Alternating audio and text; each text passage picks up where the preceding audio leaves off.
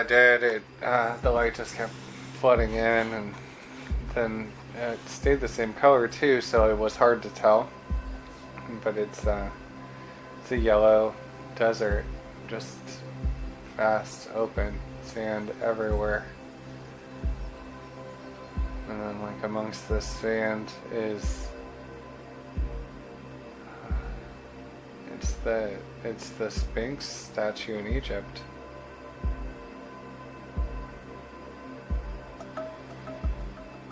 That's the only way to describe it. It looks just like it, but instead of the remains of it, it's beautifully painted and it's gold, and the sunlight hits the gold and it just shines like as bright as the sun, because there's real gold on the face of it, and black and blue and red and dark green in sequence. So gold, black, blue, red, and dark green over and over, all the way around the outside of the face, on the like headdress thing that is on this. And then this face of the Sphinx itself, the eyes are painted, or they're not.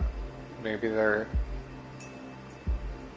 actually some kind of stone. So it's not paint anywhere, it's all different kinds of stone, like different colors. It just matches. And then the rest of it is gold, so it just shines super bright. And there doesn't seem to be a clear way in.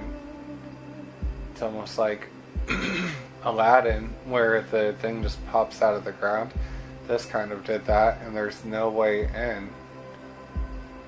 Just as I imagine how it opens, its mouth would open.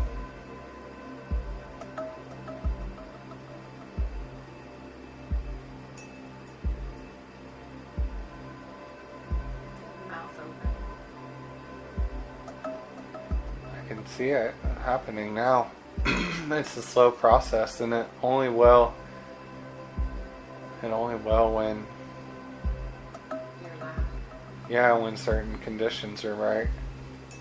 Almost like the sun has to set before it can fully be done, because that's the length of time it's taking. It's like this pressure too is pushing on my throat. That's why I'm coughing and kind of like my voice get raspy, because it's like that pressure. But it's fine. It's just, its mouth opens, but it's only going as fast as the sun is going down, which, if you pay attention to that, it doesn't seem to move at all. But as I pay attention to the details of the other surroundings, like the desert, and just in search of any other form of entry, and I just start to look around, the sun's setting faster and faster, and now it's finally open to a point where I could enter inside. It's like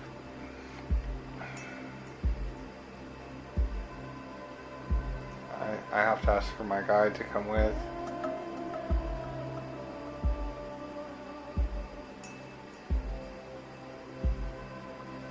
My guide was busy right at that moment,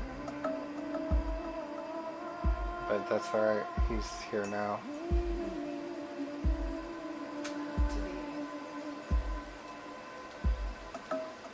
Yeah, it's super cool. It's just like that, that first description, that first session where you can just see him.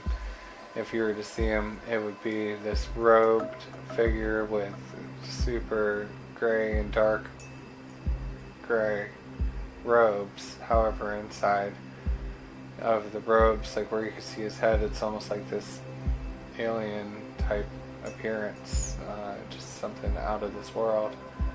Really cool. Super long beard, and then on the robes are these like glowing rune stone shapes. These runes are just like the the Norse rune symbols. In fact, that's what they are up and down each side. They're the exact same as the Norse rune stone symbols. And so just describing my guide makes him more and more with me and brings him closer and closer to me, because this is a adventure to go into this Sphinx statue. This is quite a leap of faith, so to speak, to enter this hall. Even this very first hall, it's known before I even go. There are very deep places people don't come out of going into here. Just very deep, vast places to explore, to travel to, cities to find, entire lives to live in. Like, it's a pretty magical place. And just the entrance, the whole appearance of the Sphinx is magical in itself.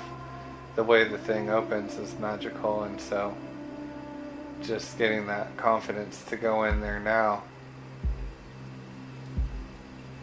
My guide leads me in there. And as we enter, my guide shines this light, unlike the light he had before, where it was like a phosphorescent blue. It's golden like the sun now. It's like this beautiful golden sunlight. And the halls, as we enter, are the same exact colors as the face were. The white shows up too, so it's white, red, green, dark blue, and then gold. And the whole ceiling is gold. And on the ceiling are different paintings, hieroglyphs, just symbols upon symbols, stories upon stories written on the ceiling. They're almost readable to me, although in this life I would never know what I was looking at, but I can read these just as I walk through. It's fast enough to just go through. I can pick up, these are just protection spells. These are spells used by ancient beings to protect this entrance from things and beings entering, because far beyond this main hall there are many sacred places. There are, like I said, cities that are actually like countries with tons and tons of life, and there's no clear direction how to get to anything in this main hall. It's all just protected sacred writing, and it's all the same. It's like it can shapeshift itself into whoever's here. It can start to navigate to where they need to be. And so that's what it does. It goes from a straight hall into its own shape and design. And it's not like a normal, like when you think of ancient Egypt or any underground crypt or passageway, you think of cornered, because that's how they had to carve it out with the blocks. They would put the blocks and then corner it, and then you would turn. This is different. It's like a snake sliding, back and forth, up and down, like a curved walls are there. And so it just starts like that, and then as it curves, it even goes around and then stays in one line, but it's shifting and moving around. It's like curving again, and you can even see the straight hallway. Looking down the straight hallway, you can see where it just starts to curve all on its own, where it was straight before. It curves down. As we just keep going through, it keeps doing that. Do you know why you're here?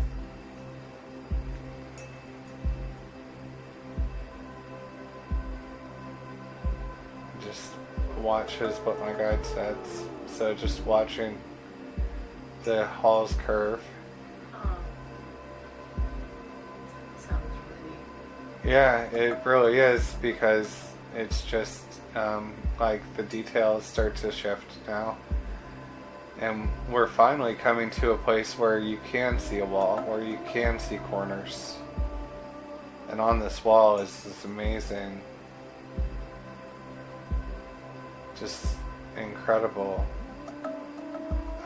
picture. It's a picture of Anubis, is what I would call it. It's got the like cross with a circle on top. It's got a lot of power just by staring at it, but I can touch it and like pick up this power from it. Like it's right here in my energy field, and I can actually physically touch it, and like just touching that, it's a super powered thing, and it's made out of like this black obsidian is what I'd call it, a super black shiny diamond. And what it is a statue, or it's an image that's three-dimensional, carved into the end of this hallway. So this hallway is ended, and it's a T, and there's a passage to the left and a passage to the right, and coming through to the end of the hallway is the statue of Anubis, and I can touch it, and it's got power, like a lot of power. And then I look to the left, and there are hieroglyphs everywhere, all over these walls, up and down, all over. Just as I put my focus, like torch lights just get brighter and brighter, and I click all the way down, and it's like a hallway to the dead is what I pick up. That's the very first thing I notice. It's the hallway to the dead.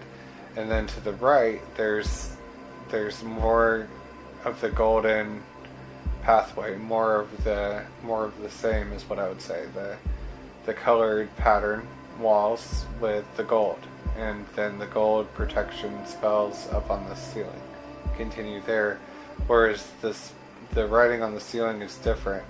To the path to the dead, it's readable, but it's nothing that can be translated into English, if that makes sense. Like I can read it and understand, but I can't relay it here, because the sayings there can't find the English words here. But it has, to summarize it, it has to do with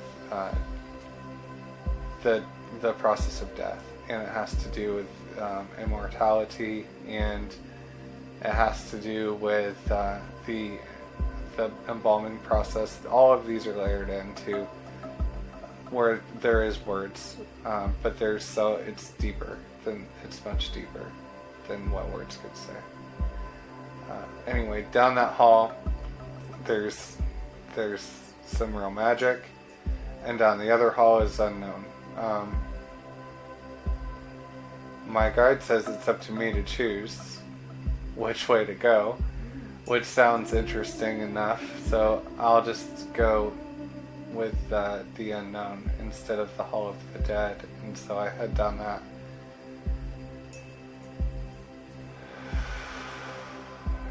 And it's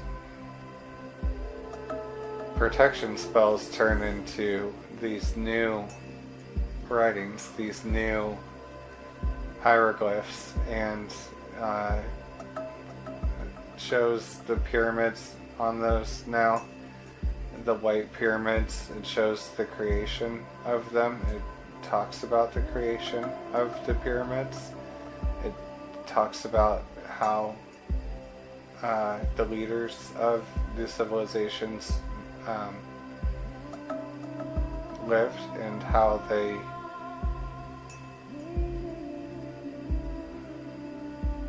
processed all of the teachings. They would bring priests and to interpret dreams, and they were fascinated by dreams, and that's what this whole hall is about. It's all about dreams. This is a temple of dreams, is what they call it. Are you finding out any information about dreams? What they mean? They interpreted them so well. They did so much study behind the dreams, because for them the dreams were messages from gods, from the Egyptian gods. There's a sun god that is standing out in particular, and the name Horus comes to mind. And the sun god of Horus just was such a powerful being to the pharaohs at the time, that any time one of their dreams was interpreted to have come from them, it was profound meaning. It was documented here in this hall that when they've received a message from Horus directly, that they were to act upon it immediately, and that was how the pyramids started to form. That's how the Sphinx and the huge temples were able to be created, because they interpreted these dreams and they took the plans that these dreams manifested to action, and that's how the creation began. That's how they were able to plan it just all is written here, but there's too much to translate. I guess where it all starts is, and the positions are accurately aligned with star points, and these points of the solar system are completely precise to every single pyramid. And because of the position they are on Earth, and because of the position that Earth is in to these other galaxies, that's why they were built. That's why it's such a powerful place. That's why there's so much mystery around it as well, is because it's easy for them to hide this information, because it's real. I'm here now, but it's not real. If I were to ever try to go to Egypt and open the mouth of the Sphinx and walk in and see this place, I couldn't do it. Yet it exists because I'm here now, but it doesn't exist because it's not really there on the physical plane. At least what we've found so far. There are chambers like this on the physical plane, but this is a higher dimension, is what I'm told. This is another level. This is beyond the 3D world. This is beyond that. So, just coming back to the Hall of Dreams, the dreams that were from the god Horus were profound. There's also a moon god, but I don't have a name tied to that. But those were also very, very deep. The word duality comes up a lot with the moon god, just that things were one way, but they could also be another way at a different time of the day. There's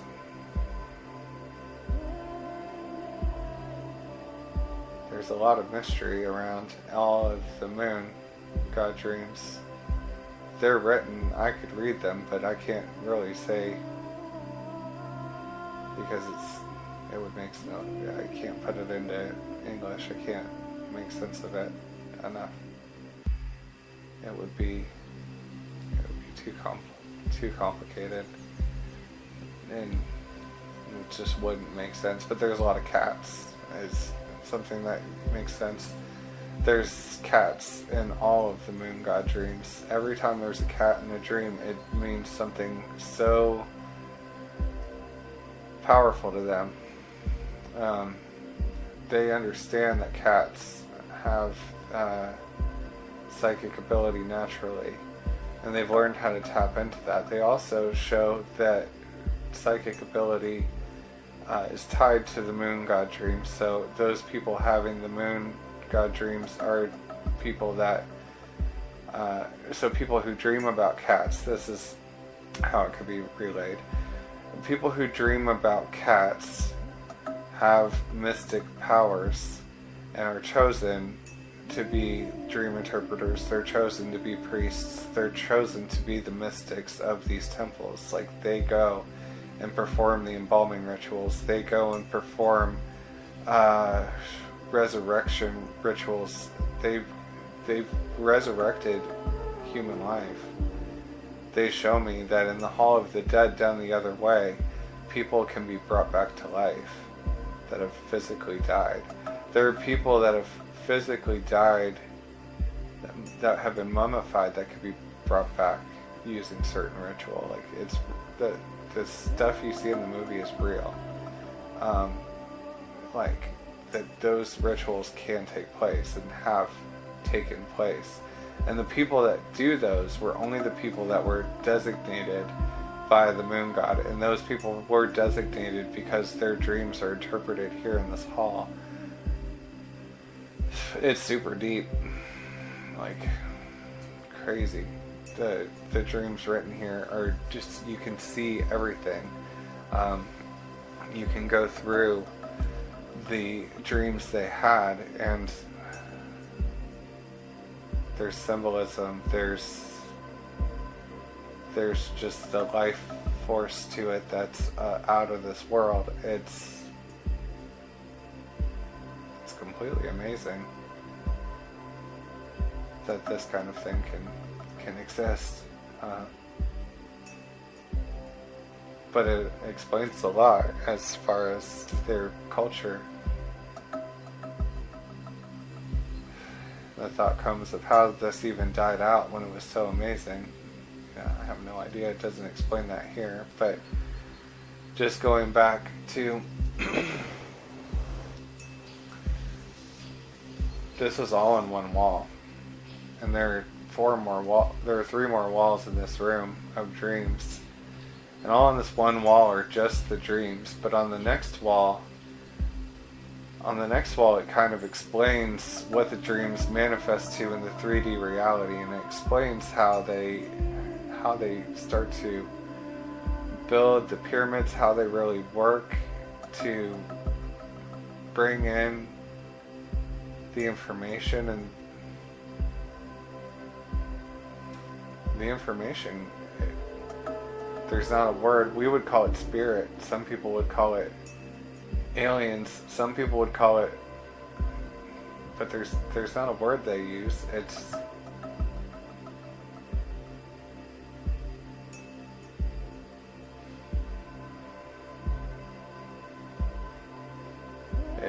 is, but I'm not sure how to say it. What word? It's a power, that we don't understand. So people try to give it an understanding. But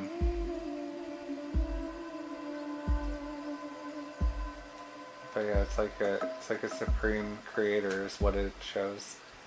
That's the best thing to describe it with in English, is a supreme creator. It's a divine being that could create and destroy anything and everything in this 3D world. And so that shows how they were built.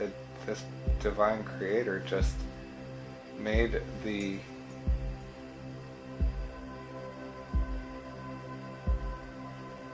points appear, made the halls exactly as they were supposed to be. It was just done. And then they were all directed, all of these artists were directed by this being to write the messages, to write the hieroglyphs that I'm reading through here, but also in all of the other halls, all of the other places, they're still there. If you were to walk there today and walk through these halls, you would just be mesmerized that they made it this long, 3,000 years later, having no idea what they meant. And the little bit that they've discovered what it means is partially true, but I'm getting that they still don't understand.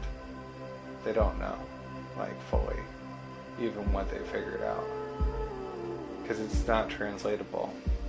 You had to know, because who had to be connected to this prime creator.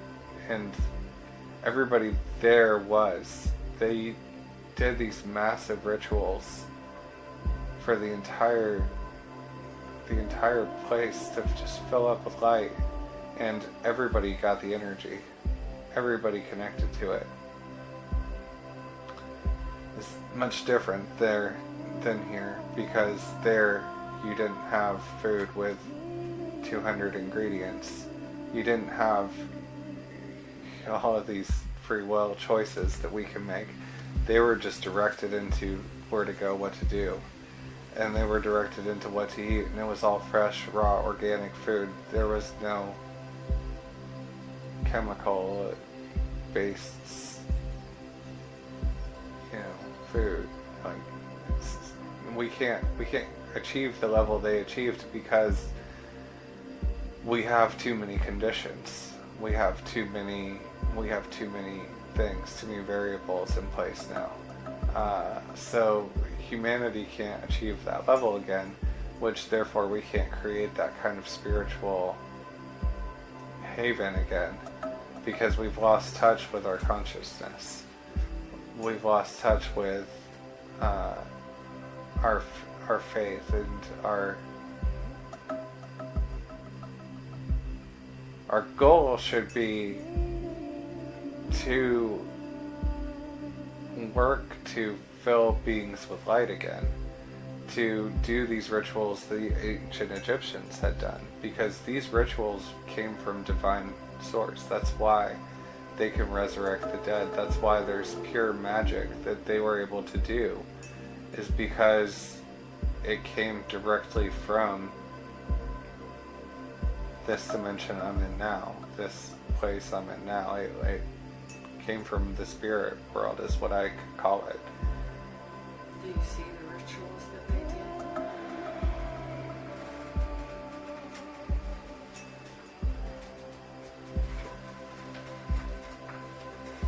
I just get a glimpse of those here and there. I tried to look at the one for the dead, but there's too many.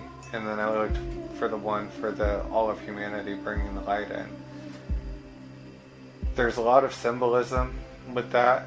I mean, tons of it. It's almost like there are pillars made with the symbols that it takes for the conscious focus of the person. So they take their focus to one symbol, and then they go to another symbol, and then they go to another symbol, and that unlocks something. That unlocks this level of consciousness. Like a meditation, if you're going in meditation, you hit one level, you hit another level, you hit another level. These symbols unlock those levels. And then as soon as they reach a certain conscious state, they can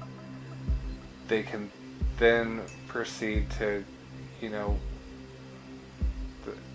there's drumming, there's chanting, there's then like an angelic voice that starts singing, and it's all in person. It's all in divine procession. Like, these steps have to happen in exact sequence, in exact timing, and they've practiced it over and over to get it this way. And when they get it this way, the whole place, like when I saw the light reflecting off of gold, the whole place uses gold to reflect sunlight, and it happens at certain different times of the day.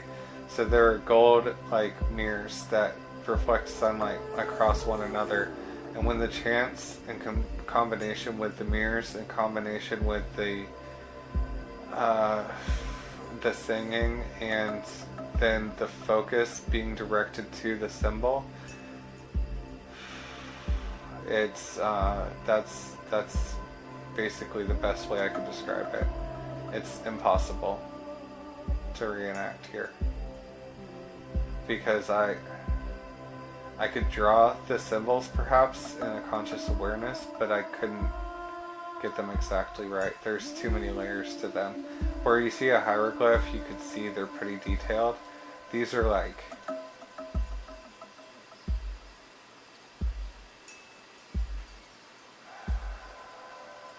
just trying to find something to compare back to in this world, these would be like Oriental rug. You ever look at an Oriental rug and you try and focus on some of the details inside of it? This has 10 times those details. And that's just one symbol. Like I said, I could try to draw it, I could get the outline, but I could never get the details. So even if we had the symbols, we had the exact precession of the equinox with the timing of the date and the timing of the day with the timing of the mirror and the celestial space that comes in to assist this. And we had the angelic singing, which I have no idea how to achieve that. And if we had the exact chant in the exact order that they're doing it, I don't see it possible here. Not on this plane, not on this level. But those are the things that take place to develop the conscious awareness for everybody to be in sync, to be able to read the hieroglyphs. The hieroglyphs are not from this planet, is what I'm told, is what I get intuitive. They're not from this planet, they're from a higher space, they're from another universe. They aren't to be read by a normal human being, but when you go through the ritual that I just described, you have the knowledge, you have the insight, and you can read. However, there are symbols that block you. So if you go into a hall or you go into a sacred place like the Hall of the Dead and you're not supposed to read those, they won't let you, because it'll be blocked. It'll be just like a passcode on a computer. You either have the passcode because of that ceremony or you don't. And to get to the higher levels, those are the priests that I'm talking about. Those are the mystics that have the dreams about cats. Those are the people, like, I've never even studied any of this stuff. This is just coming to me like downloads over and over, just downloads in of this is how it worked. But this is where it needs me to go, because it needs me to understand this on my next step of the journey. It's almost like if I ask my guide, is this because I lived here before? He says yes many times. Then I go, now like I'm on a past life journey. I'm seeing all this because I lived here before. I'm knowing all this because I've known this before. And now I can relay it to you here because I am here now in this time-space reality. And so because I know all this stuff, it's not because I've studied it here in this time-space reality. No, it's because I was there before, and I had that ancient knowledge beyond the mystics, beyond... I wasn't a pharaoh. I'm asking him to show me what I was.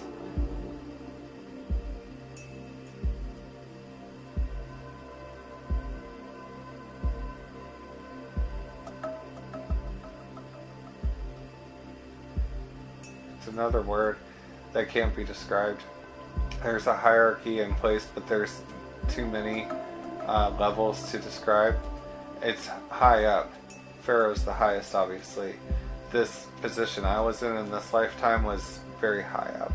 That's why I have access to these halls. That's why I have access to the knowledge of resurrection. Many people didn't have this.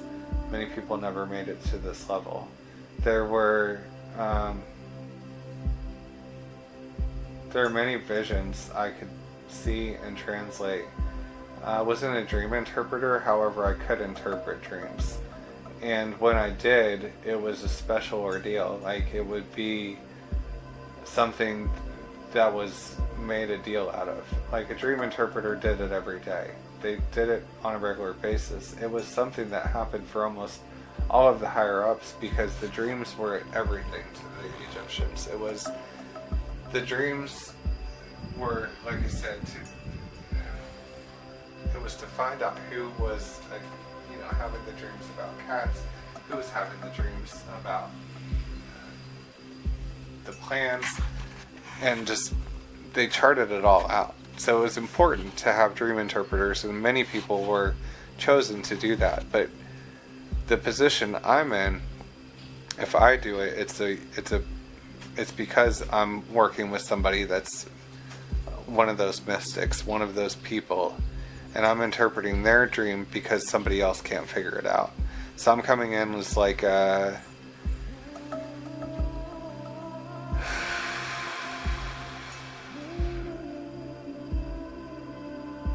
psychic energy. Just I can pick up and I can put into words what they can't.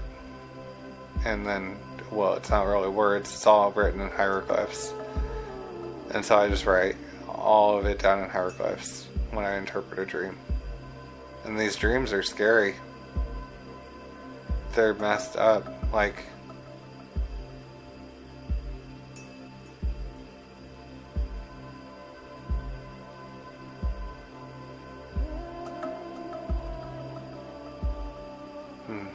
wow. Yeah, things really got messed up there for some people. Not for me though. I was so lucky. I could have had life so hard in comparison to many people in that time. And I had life really, really good. Really, really good. Oh yeah, it was awesome. Like, it's so fun to go back there from here. Because just, I didn't even pay attention that's what it could have been. But as I asked for validation, that's what it is. And then when I ask for more details, it's even more fun. Because it's like, you've done this, you have all this knowledge available to you, you just never knew it. What's your name was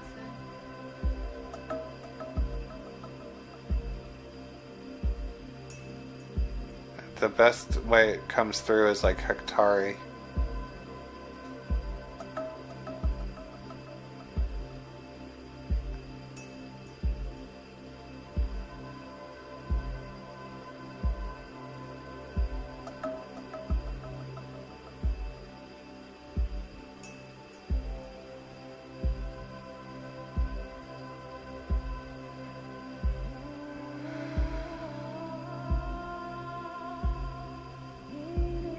It's such a visual of it though.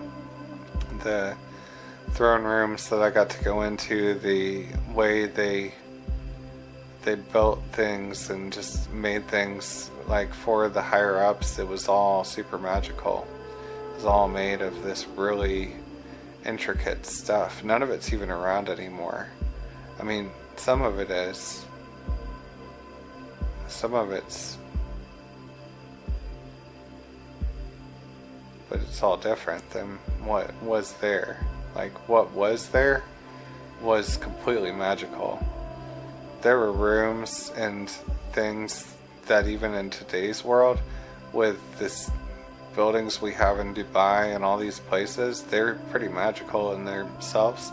But the things inside of these rooms, the designs of where things filled the space, it surpasses all that. It surpasses the interior design of the world we have today. And when you look at that, these, when you look at the most well-designed buildings, like the giant buildings in Dubai, or even in your major cities like New York, Houston, and Chicago, you have some really nice, beautifully designed buildings and condos. But the way it was designed here just surpasses that. It's pure magic. It's made from precious stones, precious gold. Everything is gold there. Like, it's everywhere. I have no idea where it even came from. It's just everything is coated in gold.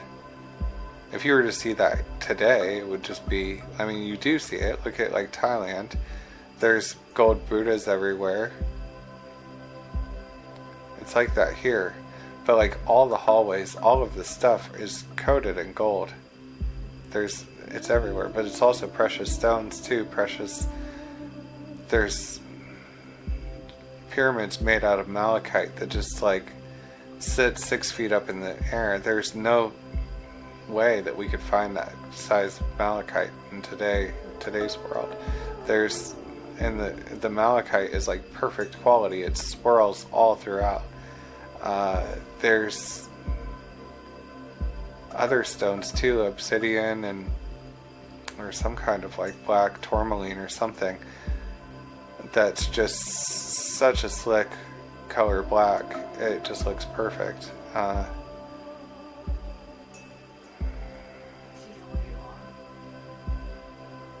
Inside of a pyramid, inside of my room, inside of a pyramid. I lived inside of a pyramid in this life. And this room holds this magic in it, because not only do I do magic rituals here, but I also do my interpretations here. I do sacred work here, and I document and I chart things. Like, that's my job, is to document and chart magic. And so that's where the title, if it was to be anything, it would be like an alchemist or a magician or something like that, along those lines, because I am mixing ingredients. I'm mixing things up to try to make like elixirs and potions and things like that, but I'm also just chanting and writing different spells, different hieroglyphs, different incantations that, as you say them, things appear that are just pure magic.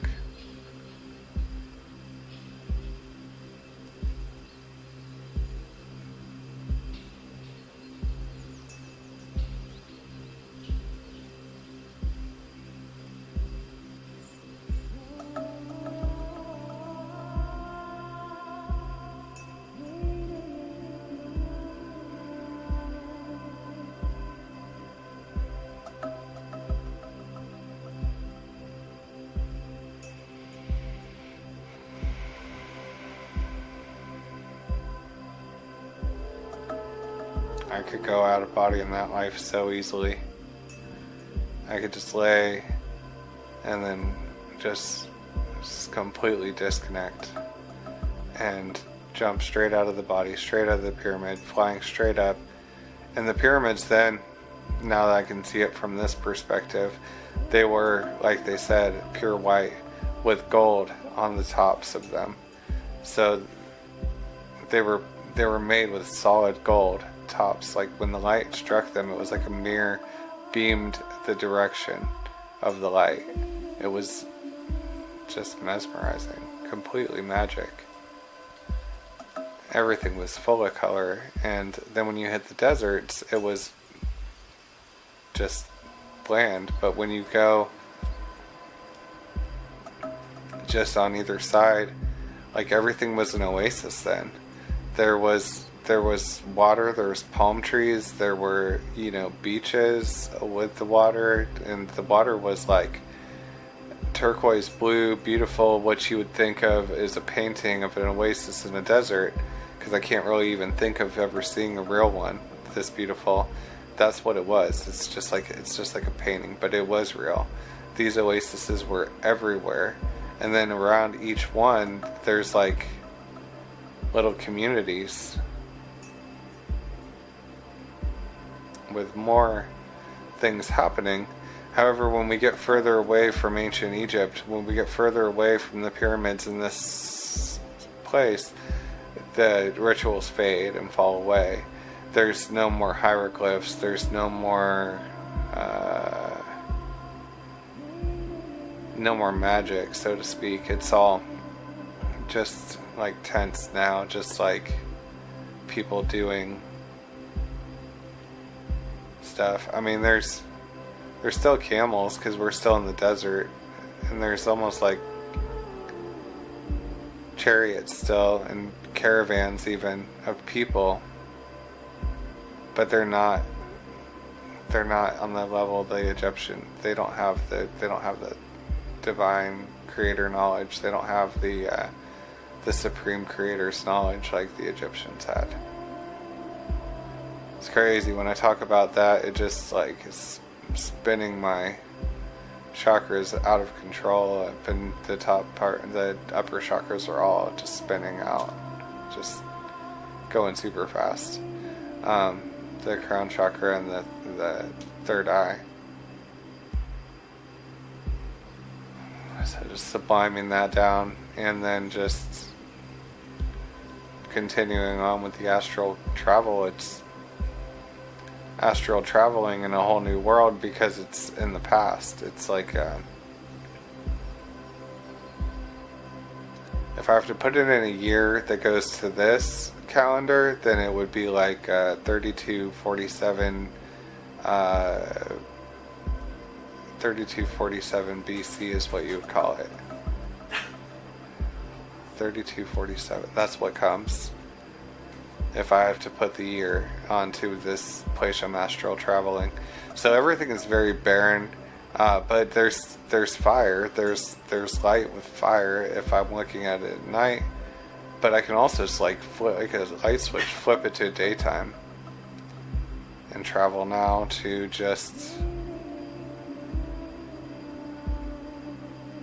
yeah, it's like pretty barren. There's not a lot of people, not like it is now. Even if I travel to like over here where this would be, this is all, it's hard to find groups of people because the world is so big and there's not a lot of people. Just looking for another civilization that's maybe the size of Egypt, and I can't seem to locate everywhere I fly to. It's really cool to fly, but it's just, I just want to observe what people are doing and I can't find any.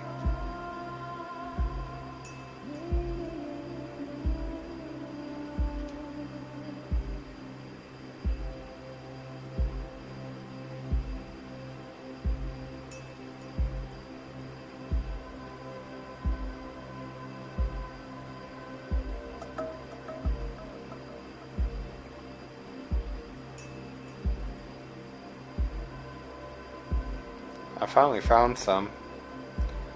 They're on islands. We call it today Easter Island is what shows up.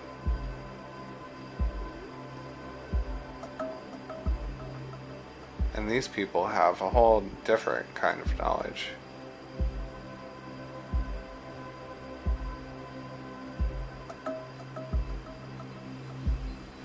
And inside of this place is a underground layer. It's another underground place to go to, and I'm being called just to travel straight down into it. So I just go straight down into this layer, and it goes deep, deep underground. It's an island, so you would think going this deep underground we'd hit the ocean, but we just go and never see the ocean. And these are actually really small islands. But as far down as I feel like I'm going, because I'm still going down, I should have been in the ocean by now, but it's not. It's just continually like coated in like crystal that looks like diamonds, but they're not. It's like blue and green and purple crystals all over the walls here. Like, these people are advanced. Not as advanced as the Egyptians by any means, but they have something that they've connected to that shows them a lot of different things. And they're welcoming me in. They're like excited I'm here because they've never really experienced any kind of outside person like this, and so they're welcoming it in because it's new, and they like new. They like anything different that makes a change occur and shift. It's like sending a ripple all through the entire community. I'm with the higher up people, but the whole community gets this ripple effect that I'm here, and that energy just feeds right back into me. And that just like is the combination of I'm giving out so much gratitude for accepting me, and they're giving me so much gratitude that I've given that to them. You know, it's just a huge ripple effect back and forth. My guide just joined me here, and he said that there's going to be a tradition that they do, and that they want me to be a part of it, and I just need to go with the flow and just let it happen.